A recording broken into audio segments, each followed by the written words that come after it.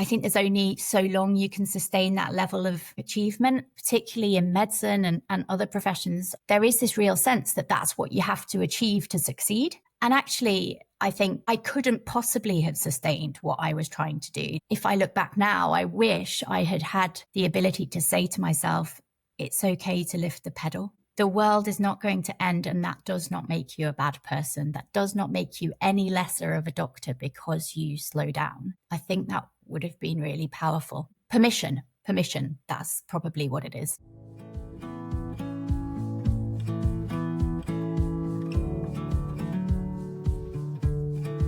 Welcome to the Choice Based podcast. I'm Dr. Lee David, a GP, CBT therapist and author, and today we're talking about how to move from burnout to balance and how to make choices that protect our well-being. Have you ever felt completely drained, as if even small tasks take more effort than they should?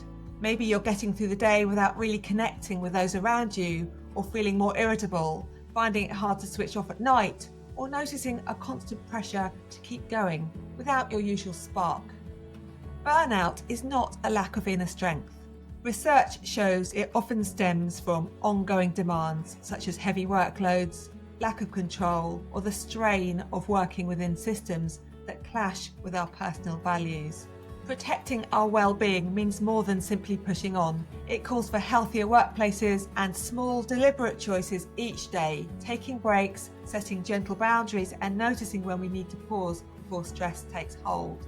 Today, I'm joined by Dr Jess Morgan, a former paediatrician who's spoken openly about her own experiences of burnout and recovery. And together we'll explore what really helps us stay well and keep our work and our lives sustainable. Jess, welcome to the Choice Based podcast. Thank you so much for having me. Could you start by introducing yourself and sharing a bit about your background and experience? Yeah, 100%. So I'm Jess. I am a former clinical paediatrician. I worked in the NHS for 11 years before I experienced burnout and ended up making the difficult decision to leave medicine completely. I retrained as a primary teacher, which was quite different, but equally fulfilling. And then I, during that time, developed a real interest in mental health and well-being, I suppose through my own learnings, and decided that it was my responsibility and my vocation, I suppose, to share that learning with other people. And so I've somehow found the courage maybe to speak out openly about my experiences. And through doing that,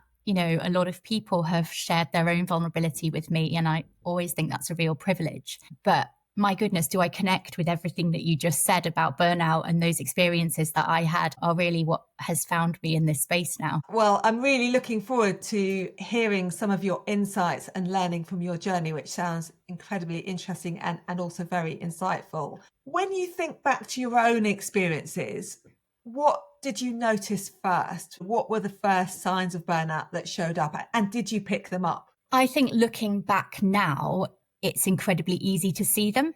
At the time, no.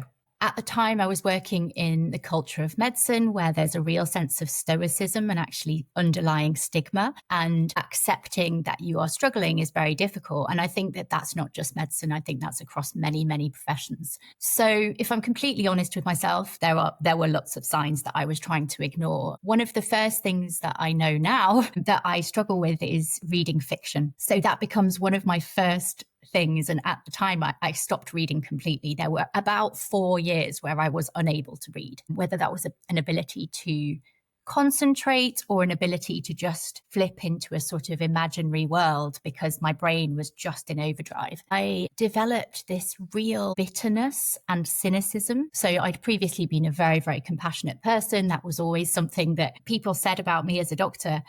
And that compassion and empathy was replaced with this real negativity. And I felt angry and resentful that patients were turning up to hospital. There was a degree of mental and physical exhaustion that I cannot put into words. I mean, I was falling asleep at traffic lights and being woken by the car horn behind me. And yet I was still going to work with a smile. That real sense that you have to put on a brave face, you have to carry on. I think as all of that happened, I developed this real overwhelming anxiety, couldn't switch my brain off. And I would worry about It wasn't really about my job and about the clinical decisions I was making. It was about tiny things like, where am I going to park today? That became just completely all consuming. Or how am I going to pick my children up? Logistical nightmares. So yeah, sleep was a problem. I wasn't responding to my friends' text messages, just lots and lots of classical things that I look back now and I think, wow, all the signs were there. I just didn't have the ability or the courage really to reach out for help. So it sounds like there were a lot of signs, but they weren't very easy to pick up. And some of the things you're saying were not being able to do some of the things you enjoy or not feeling motivated. It sounds like that the fiction reading is a mixture of concentration, but also perhaps not being as motivated to do stuff that we enjoy. And I think there's a real cycle where we stop doing the things that we most need to refresh us because we've lost that motivation. And I think we do these kind of protection strategies where we keep doing the essentials. So we keep going to work. We try and do the most important jobs at work. We do pick the kids up from school. We make sure they're fed, but we stop doing the more enjoyable stuff, the things that actually we really need for well-being. Do you find that can happen? 100%. I've articulated it perfectly there. So I was still trying to be this hero of a mum. I was still trying to be this hero of a doctor because my validation came through that, this sort of sense of worth that came from being busy, from being seen to be doing the right thing. And I think to some degree, that was also a coping strategy. That was my distraction. The idea of sitting with my feelings and my thoughts was unfathomable. I had to always be busy. I never spent any time on my own. And then suddenly when I was signed off sick, I was at home, my children were at school, and I was like, what is this? How do I begin to make sense of all of this? And, retrospectively now, I'm glad that I had that time. But at that moment, the distraction had gone and it was really, really difficult. Well, I think that's so interesting and really echoes what I see a lot when I do work with health professionals. I think a lot of people, when under pressure, for example, when there's work-related stress and work-related difficulties, our coping strategy is to work harder. We throw ourselves into work even more. And that is a way of perhaps avoiding some of the feelings that are difficult. But also, it obviously just maintains that exhaustion. It keeps the pressure up. And I think it is also related to something around what you mentioned, which is our sense of self, our sense of self-worth being very linked to our performance at work. Is that something that you would relate to? Yeah, 100%. I was always, actually, since being a teenager, quite a high achieving, high flying student, medical student, trainee doctor, all of these things. And my worth came to depend on that. I think there's only so long you can sustain that level of academic achievement, particularly in medicine and other professions. That is almost celebrated. That high level achievement, prizes, publications on application forms, if you've got those things, you score extra points. And so there is this real sense that that's what you have to achieve to succeed. And actually, I think I couldn't possibly have sustained what I was trying to do. If I look back now, I wish I had had the ability to say to myself, it's okay to lift the pedal. The world is not going to end, and that does not make you a bad person. That does not make you any lesser of a doctor because you slow down. I think that would have been really powerful. Permission, that's probably what it is. So there's a permission to say, I'm okay, and I don't need to have my foot on the pedal going 100 miles an hour, racing towards exhaustion. And I think there's something about trying to prove that we're good enough in our behavior. And that can come sometimes with some imposter feelings, but it can also come with this inner drive to achieve at a really high level. What do you think the impact of trying to prove ourselves to either ourselves or to others, how does that affect how we make choices at work? I think I was very guilty of both of those things, trying to prove to myself that I was good enough and trying to prove to others. I had this real sense of needing to please people, needing to keep the peace. I didn't like confrontation, and some of that is rooted in my childhood, but I think also the culture at work really fueled that. And therefore, this sort of hero narrative that I began to spin for myself was a trap that I fell into. And I really, really required that external validation, that sense that I was doing a great job in all of the areas of my life. So at work, I was this high-flying doctor. At home, I was this incredible mum. For example, fancy dress day at school, there was no chance I was going to go down to the supermarket and buy an off-the-shelf fancy dress costume for my children. I had to spend 5 hours creating this ridiculous costume that would somehow show my love for my children. Cake sales, birthday cakes. I would stay up until some ridiculous hour at night because that is what you do as a mother. And all this pressure that I put on myself, because it was pressure I was putting on myself. No one else was telling me I had to do that. But in my mind, that was what made me a good, dedicated person. And actually, I now realize, we're human. And with that comes vulnerability, comes frailties, comes life. And life happens. It's not linear. We cannot perform to that level in all areas of our lives at all times. And I think our careers, our family lives, our friendships are not linear. They are up and down. There are different times of our life where we can invest energy in different things. And I look back before I had children, my life was relatively straightforward comparatively to where it is now. And I had time to invest in my career. I could stay late if I wanted to. I could use my energy in that way. And then when I had children, what I was trying to do was maintain that level of energy whilst I also had 2 small children at home, my husband, all sorts of other things were going on in my life. How could I possibly sustain those 2 things with the same amount of energy? So yeah, the hero narrative, I think, is what really played into my challenges. Few things that come out for me there. And one of them is about how important it is to adapt to changing circumstances in our lives and not be rigid. I've always achieved really well and I have to keep that up at all costs. And that doesn't mean that we necessarily have to give up entirely and not care at all about our performance, but we need to widen our understanding of what actually matters. So if we do have children and a family, then actually that is also a priority. And so we need to find ways to be able to meet those needs to function really well at home and at work, but not necessarily by increasing the pressure to do everything at some unrealistic level of perfectionism. Yeah. And I think there's also something that you alluded to earlier on about identity. So my identity early on in my life was being a doctor. I had trained for years to be a doctor. That became who I was. And suddenly I had children and I had a new identity, which was a mother, and I didn't know how to make them coincide. I couldn't make sense of it. And for several years, medicine still came first in my mind. It had to come first. And then when I left medicine, I lost that identity. And that was a real challenge. I felt like, who am I without that? So how have you been able to navigate that? Is it about letting go of identity a bit altogether so that it's less about an unrealistic idea about who I'm supposed to be? I quite often talk about just being the person I am today rather than the person I think I'm supposed to be or the person that somebody else wants me to be, because often that person is not a real person. They're an idea about what a person should be. What's your experience about how to bridge between these ideals and actually real life? So I think I need to be really honest here and say I have not sorted this yet. I am still very much on a path to figuring out who I am and how to be happy with that.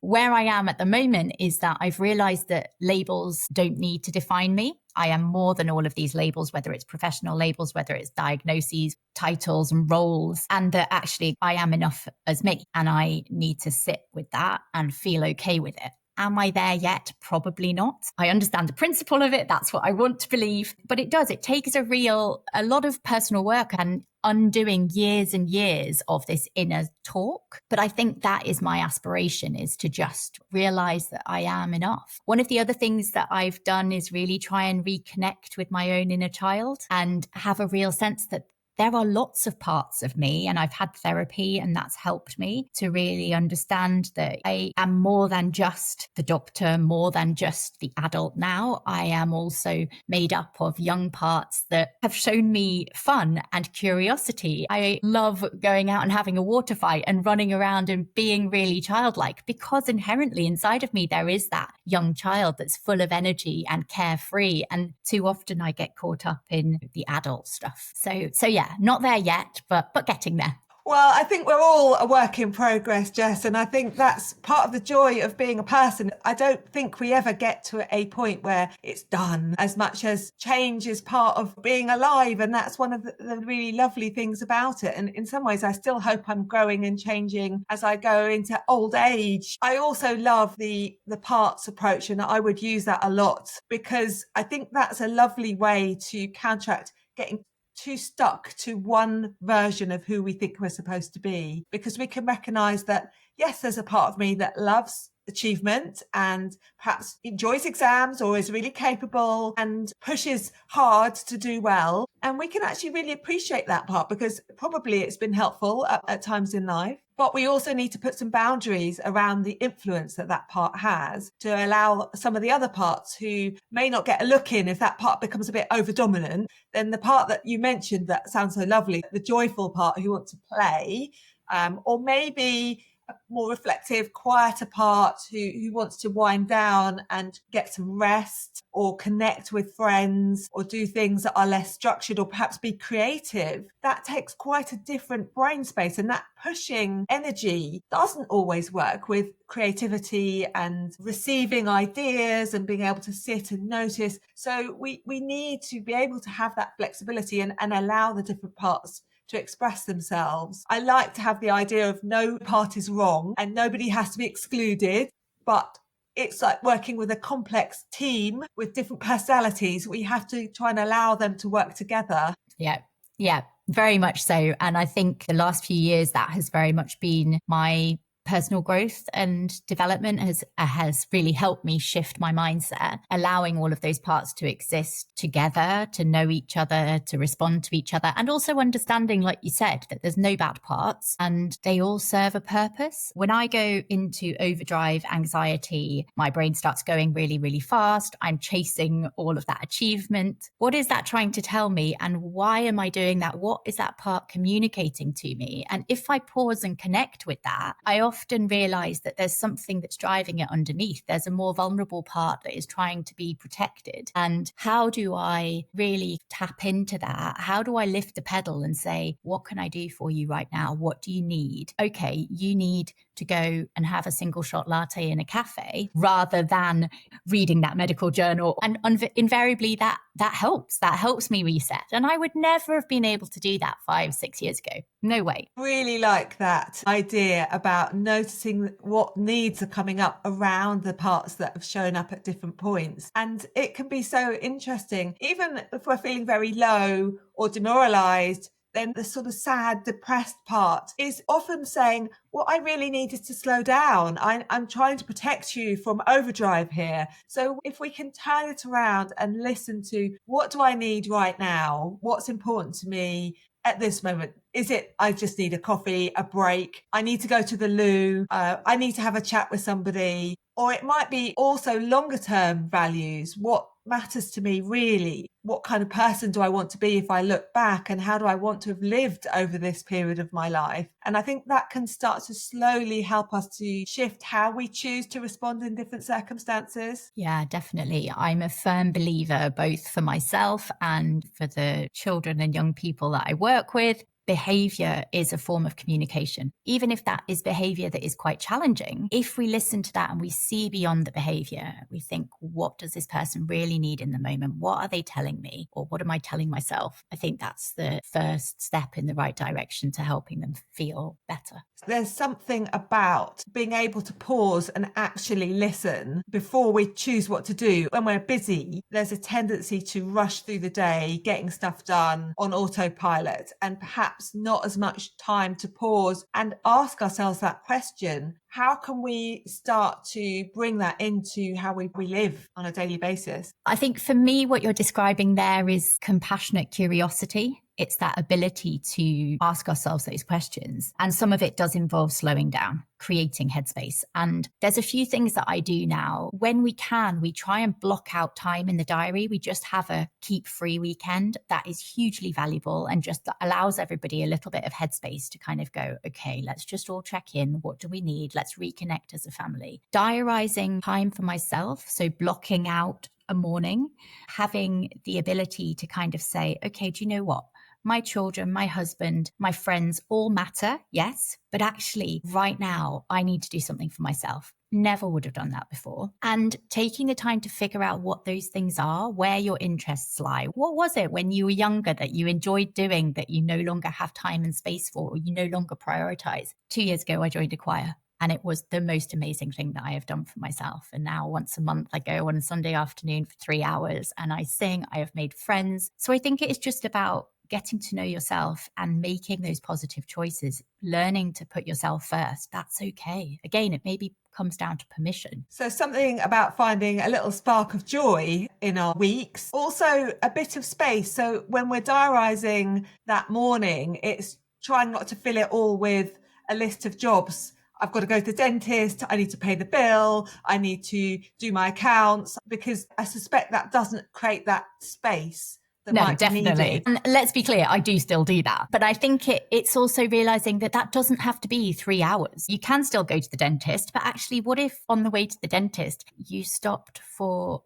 10 minutes in a coffee shop and you allowed yourself to just sit? I often take either a book or a notepad and a pen, and I'll just have 10, 20 minutes of headspace, coffee, cake, maybe not cake before the dentist, but that ability to just pause. And it is difficult when you first start. Sitting still is really hard. For some people, it might be going out for a run. You know, my husband will go for an 18-mile run. I couldn't think of anything worse, but that's what helps some people reset. And it's just finding your thing and committing to it, but also being realistic. If you don't do anything for yourself at the moment, don't put pressure on yourself because it will feel like another thing to do. It's got to come quite organically. And if actually what you achieve in the next 3 weeks is putting your running shoes by the front door and you don't even get out, that's building a habit. It's that real sense of celebrate what you do achieve. If you manage one coffee in the next month, brilliant, well done. Start small and pat yourself on the back. Yeah, so being realistic, I think we often set ourselves goals that are much higher than are really ideal, and they can make it harder to get started in the first place, can't they? Particularly when we're fatigued, if we're on the recovery from burnout or we're at risk of burnout, then we maybe need to turn down the dial of expectation and aim for things that are much smaller than we think are probably enough, but actually be okay with that, because the goal is about more flexibility, about more choice and being able to fit things in. Otherwise, the goal itself is another thing to achieve, and actually that's just another layer of pressure, isn't it? Yeah, definitely. This is the Choice Pause, a short 2 to 3 minute tool you'll hear in every episode, each time with something different to help you pause, notice and choose your next step. These are practical tools drawn from my books and online wellbeing courses, and there are links to these in the show notes. Today's pause is called What Matters. Begin with a slow breath in and allow a longer breath out. Feel the support of the chair or floor beneath you and let your shoulders be soft. Quietly ask yourself, what can I notice in my body and mind right now? Maybe there's some physical tension, tiredness, a busy mind, or even a flicker of energy. And then ask yourself, what do I need right now? Maybe it's a short break, a drink of water, a stretch, or just a few minutes to gather your thoughts. Now widen the view. What matters in the big picture of my life? It could be family, health, creativity, learning, or any other value that gives you a sense of direction, meaning, or purpose.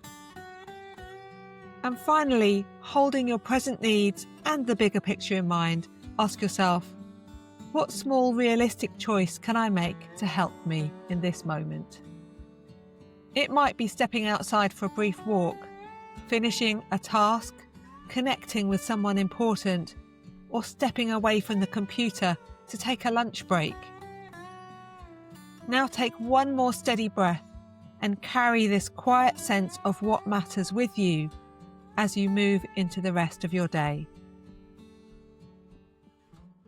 It sounds like you've reached a point where you've got much more understanding now of yourself and the choices that maintain wellness for you. But it's a journey there, isn't there? And it's probably harder at the time when we most need the change. We're least resourced to do it because we're stressed, we're tired, we've got all of the symptoms of burnout, And those things make it very difficult to make choices that suit us and that work for us. You mentioned at the beginning that at first it took you a while to notice. So I'd like to go back to what led to you noticing, and then maybe think about how you started to navigate your way through, what small choices you were able to make when life was a bit more difficult. So I think I was very fortunate to have people around me who were very supportive, and they were pointing things out to me gently. My supervisor at the time was very supportive and came up with some solutions and suggested that I lift the pedal a bit. Although I did, I also really felt like a bit of a failure doing those things. It wasn't really ready to receive them. And so it really took me getting worse and crumpling in a heap to really be the trigger. And I think in a way, looking back, maybe that needed to happen. Maybe I needed to get to a point where I had to be signed off sick to actually give myself time and permission. And I would say there are so many things I could have done earlier, and that doesn't need to be the end. So I did start therapy. I was on medication and things started to improve. I had amazing friends who I knew that I could reach out to if I needed to. And then as I started to get better and learn more about myself, I think the biggest thing is that I felt more empowered and less alone. So once I began to share my story and I began to talk about mental illness and burnout in medicine, and I realized that as I got more and more followers, this is a thing. People experience burnout, like people experience mental illness. This is not something to be ashamed of. And that was really, really empowering. And I think I started to realize that I had choices. I wasn't just at the mercy of other people all the time. I wasn't at the mercy of my workplace. I was an empowered adult who could make positive choices about my life. And so I think the biggest change was boundaries. And I started to learn to put myself first and say no. And saying no was incredibly difficult as somebody who had always said yes to every single opportunity that had come my way. Small things to begin with, realizing I could let go of the guilt of saying no, and that I didn't need to justify myself with this long email explaining all the reasons that I couldn't get involved in a project. Reconnecting with joy, finding those positive activities that would boost my serotonin levels. Getting outside, that's definitely something that helps me in the here and now as well. I love open water swimming. I love walks in the rain and the wind. Again, I had stopped making time for those. And then as I began to do those things, I was able to start reading again. And I love reading. I love writing. So I am actually really creative. I didn't even realize it because that overdrive professional achiever was just taking over the whole of my sense of self. So yeah, lots of positive choices that I've had to make. So there was, in the beginning, seeking support, even when it's uncomfortable, being willing to embrace the reality and maybe let go of the idea that this means failure. You know, it's about that self-care and recognizing not that I should feel a sense of shame about this experience, but very much that I need to be looked after and I can do that. This is a gift I can give myself because I really care about my well-being. And so it's a sort of turning around of what burnout even means. It's an opportunity to offer ourselves care as well. And it sounded like you got support at work, support outside work. We do need to be able to engage sometimes with health professionals. We might seek support from organisations. There are lots of available organisations for health professionals and for others who may be in need of support. And I would really strongly encourage anyone who thinks they may be burnt out or at risk of burnout to start to go and have these conversations with somebody like their GP or their line manager and say, I think I'm struggling. Because without that, I don't think it's easy for us to battle through alone and things just don't change. Yeah, definitely. And I think that looking back was probably the biggest thing for me. I often say that my therapist has genuinely saved my life because things would have got a lot worse. And it's sometimes really terrifying to think how bad things could have been. Would I have ever thought that I would be in therapy or no, I wouldn't.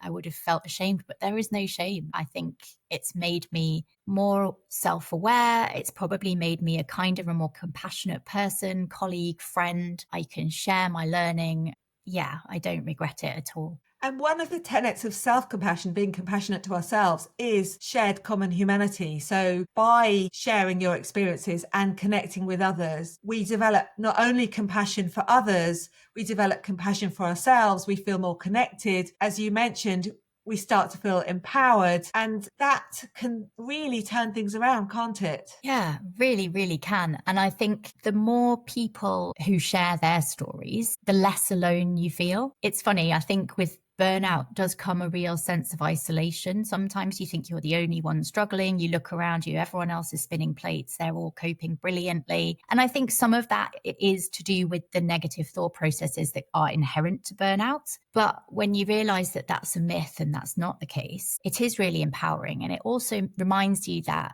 you're not alone.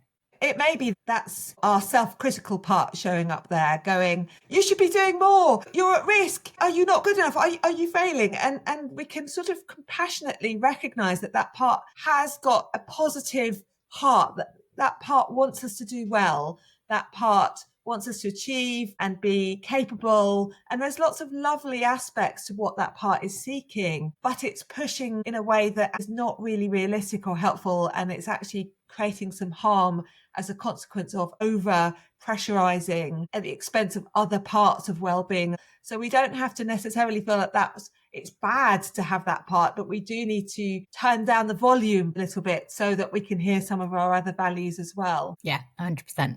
I'd like to also think a little bit about workplaces, because I'm very conscious that burnout is very much an occupational phenomenon. I also see burnout in home life, in that when people are coping with multiple pressures, perhaps they're carers, perhaps they're juggling a whole range of life pressures, then actually you may get environmental challenges at home that can also trigger burnout. But I think a lot of the evidence has looked at it being related to working patterns. It's really important that we acknowledge the role that a workplace plays in making people vulnerable to experiencing burnout. What's been your experience around some of the factors that can either make burnout more of a risk or perhaps be more protective? Yeah, I couldn't agree more. And there's something very powerful about a workplace taking responsibility for that, removing the sense that you're somehow not strong enough, not tough enough, not resilient enough. And hearing a senior leader at work saying, do you know what, your working pattern is really, really difficult at the moment, or there's a huge amount of pressure in the system, and we understand that that has a negative impact on people's well-being. This is not about you not being tough enough. That is step one. That is hugely powerful. I think for me, the other thing that really makes a difference is when you have a culture within an organization and a team where people are willing to model vulnerability, where there is compassionate leadership. I don't just mean touchy-feely, come and have a cup of coffee and a cry in my office. I mean genuine compassion where people listen to hear and they are willing to sit with people in their moment of distress, even if it means that that's really uncomfortable for them.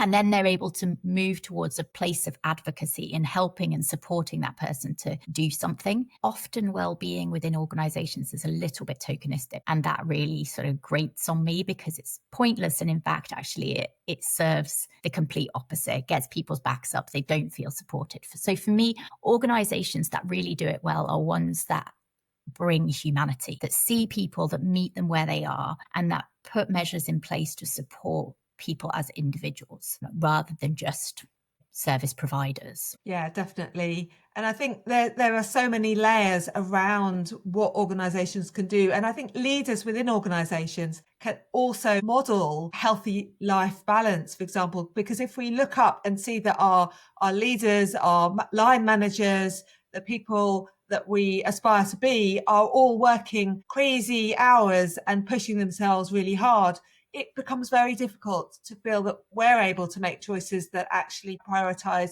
life alongside well-being. So as a leader, it's really important that we demonstrate that in action, and it's not something we just talk about. Yeah, 100%. We create a permissive culture otherwise, where it becomes the norm to go above and beyond. You're an excellent employee if you stay late. You're an excellent employee if you do what I do. But rewriting that and modeling, I really believe that modeling is so much more powerful than telling people what to do. Yeah, and there's also something about trying to balance expectations. We all have demands, there's pressure, there's targets, and these do need to try to be adapted where possible to the realistic roles that people are doing. And I realise that that's very hard. In the NHS, there are incredible pressures, and yet we also need to be realistic about what the person showing up at work, doing their best. We can't always be asked to do more than is humanly possible and feel like we're failing when we can't do it.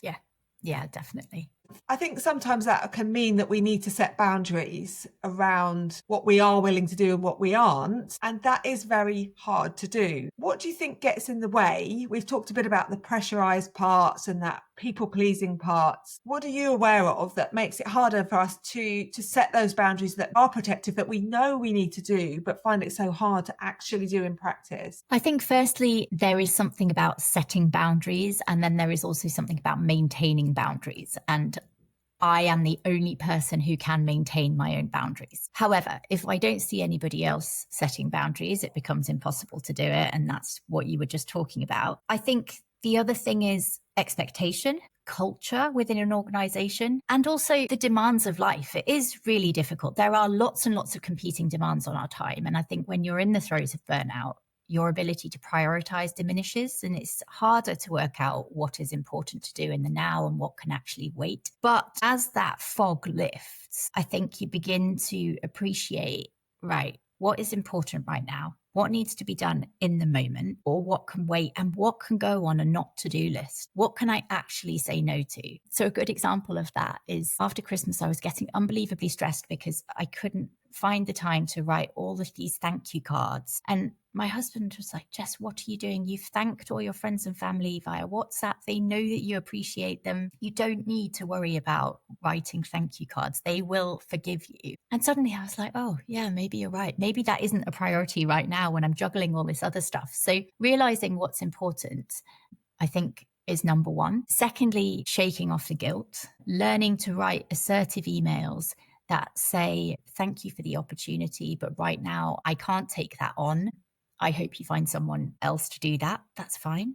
And then boundaries around my time and my availability. So I used to check my emails out of hours. I used to check my emails on my annual leave. I literally had no boundaries when it came to availability. Whereas now I have put my working days and hours on the bottom of my email. I don't check my email. I no longer have my email on my personal phone. I hate work WhatsApp groups, so I try not to engage in them as much as possible. Making those positive choices has been very conscious, but it has been super beneficial. And what I love about those choices, I think when people think about boundaries, they often think about saying no. And whilst that is really important, you also gave some examples of, I'm going to prioritize this is important to me. And so the boundary is not just a no, it's a positive choice, because there's always an opportunity cost. If we say yes to something, we're saying no to lots of other things. We may not recognize what those things are, but actually they may be time with our family. They may be time for recharge. It might be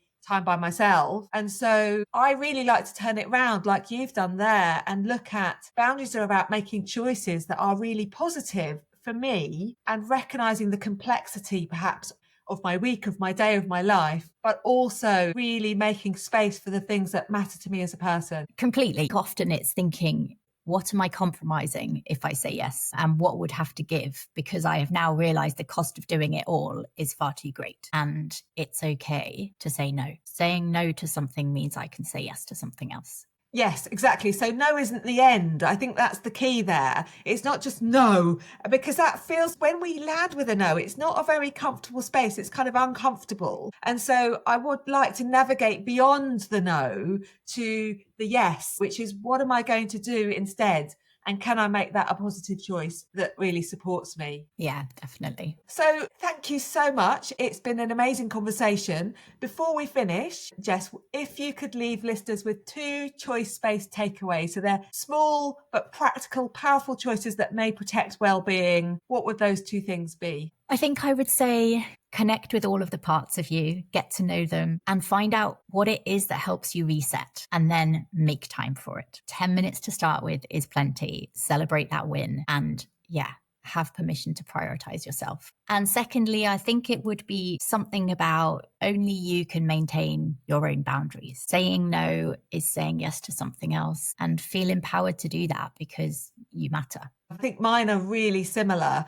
It's about befriending our inner parts and hearing what their needs are and finding ways to meet those needs in ways that are healthy and that move us forward towards our values and towards the things that matter most to us. Making micro choices, micro steps. And it might be 10 minutes, might even be 30 seconds, like you said, find your trainers. It's making these tiny choices that make life a little easier, a little better, and a little more aligned with the things that we really care about. Yeah, 100%. Well, Jess, thank you so much. It's been such an interesting conversation. I've really enjoyed having you here, and I hope you will come back and talk to me again sometime. I've also really enjoyed it. Thank you so much for having me. Thanks for listening to the Choice Space podcast. I hope this conversation has offered a little more room to pause, breathe, and find your own way forward. If it's been helpful, please download, follow, and share with someone else who might value the space as well. I'd love to have you with me for the next episode. Until then, take care and keep making space for what matters most.